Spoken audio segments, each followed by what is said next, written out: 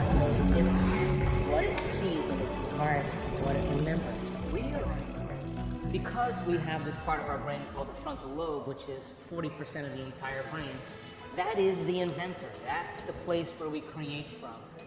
And as we begin to become very present with what we're doing, and it's being present in the creative process, that the frontal lobe, like a great symphony leader, begins to quiet down all the other circuits in the brain that are no longer related to what we're doing. And that's the moment we're so present that we become super creative. And the body begins to respond physiologically. Energy moves out of the stressful centers and the survival centers that keep us rooted in our concerns and our worries. And we have an upliftment of energy. And our heart opens and we feel inspired and we feel joyful.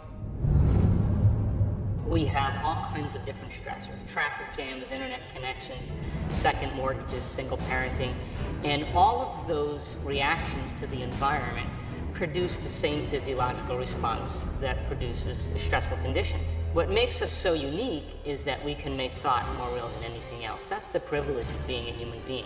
Because we can begin to think about an event, we can put our awareness in the future and begin to forecast or expect something to happen.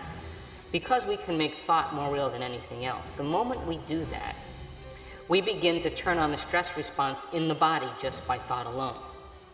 And the repetition of that over time keeps the body out of balance, and that chronic stress then causes us to head for disease. To change then is to think greater than the environment, to think greater than the circumstances, and act greater than the conditions in our life. And every great person in history understood this. They knew that they had to believe in a future that they couldn't see or experience with their senses yet. But they've thought about enough times and embraced emotionally enough times that they were ahead of their time, that they had put the hardware in place by thinking in new ways. And they began to emotionally embrace the event before it happened, even though there was no sensory data coming from their environment yet. We could say then that they were actually changed neurologically and physiologically ahead of the event, and they couldn't live any other way.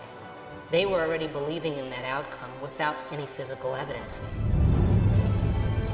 So if I had 60 seconds to live and I had something to tell the world, I think my message would be something pretty simple. I would say our whole purpose in life really is not to be good or do the right thing or to be successful or to be famous.